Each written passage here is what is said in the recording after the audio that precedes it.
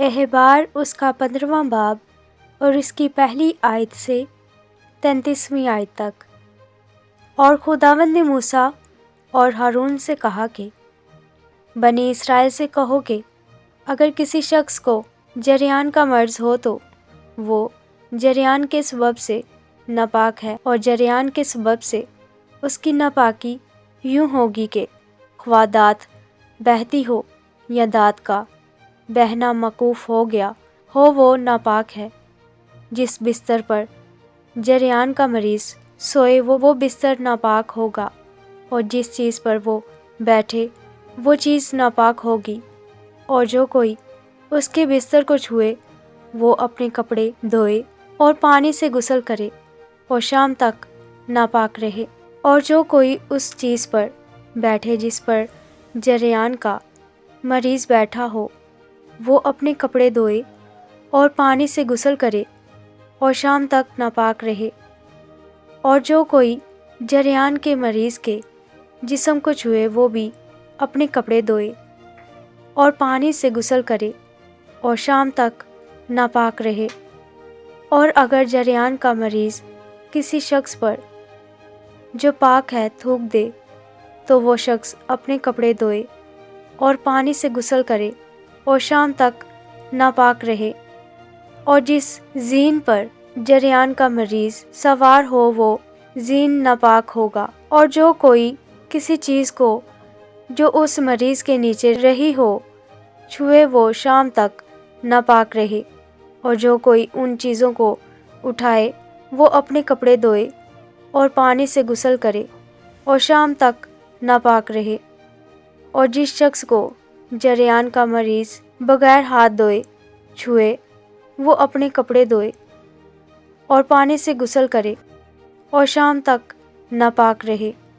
اور مٹی کے جس برتن کو جریان کا مریض چھوئے وہ توڑ ڈالا جائے، پر جو بھی برتن پانی سے دھویا جائے۔ اور جب جریان کے مریض کو شفا ہو جائے تو وہ اپنے پاک ٹھہرنے کے لیے 7 دن گنے۔ اس کے بعد وہ اپنے کپڑے دھوئے اور بہتے ہوئے پانی میں نہائے، تب وہ پاک ہوگا۔ اور 8ویں دن 2 قمریاں یا کبوتر کے 2 بچے لے کر وہ خداوند کے حضور خیمہ اجتماع کے دروازہ پر جائے اور ان کو کاہن کے حوالے کرے، اور کاہن ایک کو خطا کی قربانی کے لیے اور دوسرے کو سوختنی قربانی کے لیے گزرانے۔ یوں کاہن اس کے لیے اس کے جریان کے سبب سے خداوند کے حضور کفارہ دے۔ اور اگر کسی مرد کی دانت بہتی ہو تو وہ پانی میں نہائے اور شام تک ناپاک رہے۔ اور جس کپڑے یا چمڑے پر نطفہ لگ جائے وہ کپڑا یا چمڑا پانی سے دھویا جائے اور شام تک ناپاک رہے۔ اور وہ عورت بھی جس کے ساتھ مرد صحبت کرے اور منزول ہو تو وہ دونوں پانی سے غسل کریں اور شام تک ناپاک رہیں۔ اور اگر کسی عورت کو ایسا جریان ہو کہ اسے حیض کا خون آئے تو وہ 7 دن تک ناپاک رہے گی، اور جو کوئی اسے چھوئے وہ شام تک ناپاک رہے گا۔ اور جس چیز پر وہ اپنی ناپاکی کی حالت میں سوئے وہ چیز ناپاک ہوگی، اور جس چیز پر بیٹھے وہ بھی ناپاک ہو جائے گی۔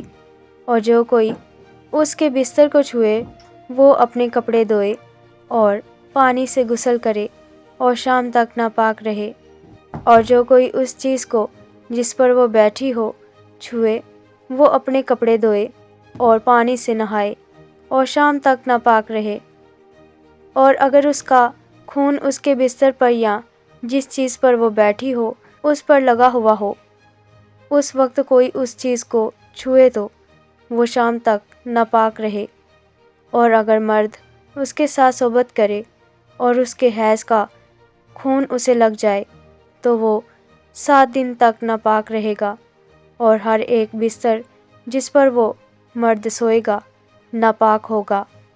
اور اگر کسی عورت کو ایام حیض کو چھوڑ کر یوں بہت دنوں تک خون آئے یا حیض کی مدت گزر جانے پر بھی خون جاری رہے تو جب تک اس کو یہ میلا خون آتا رہے گا تب تک وہ ایسی ہی رہے گی جیسے حیض کے دنوں میں رہتی ہے۔ وہ ناپاک ہے، اور اس جریان خون کے کل ایام میں جس بستر پر وہ سوئے گی وہ حیض کے بستر کی طرح ناپاک ہوگا، اور جس چیز پر وہ بیٹھے گی وہ چیز حیض کی نجاست کی طرح ناپاک ہوگی، اور جو کوئی ان چیزوں کو چھوئے وہ ناپاک ہوگا۔ وہ اپنے کپڑے دھوئے اور پانی سے غسل کرے اور شام تک ناپاک رہے، اور جب وہ اپنے جریان سے شفا پا جائے تو 7 دن گنے، تب اس کے بعد وہ پاک ٹھہرے گی۔ اور 8ویں دن وہ 2 قمریاں یا کبوتر کے 2 بچے لے کر ان کو خیمہ اجتماع کے دروازہ پر کاہن کے پاس لائے، اور کاہن ایک کو خطا کی قربانی کے لیے اور دوسرے کو سوختنی قربانی کے لیے گزرانے۔ یوں کاہن اس کے ناپاک خون کے جریان کے لیے خداوند کے حضور اس کی طرف سے کفارہ دے۔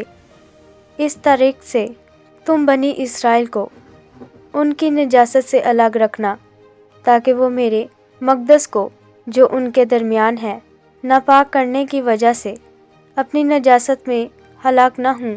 اس کے لیے جسے جریان کا مرض ہو، اس کے لیے جس کی دات بہتی ہو اور وہ اس کے باعث ناپاک ہو جائے، اور اس کے لیے جو حیض سے ہو، اور اس مرد اور عورت کے لیے جس کو جریان کا مرض ہو، اور اس مرد کے لیے جو ناپاک عورت کے ساتھ صحبت کرے۔ شرع یہی ہے۔ آمین۔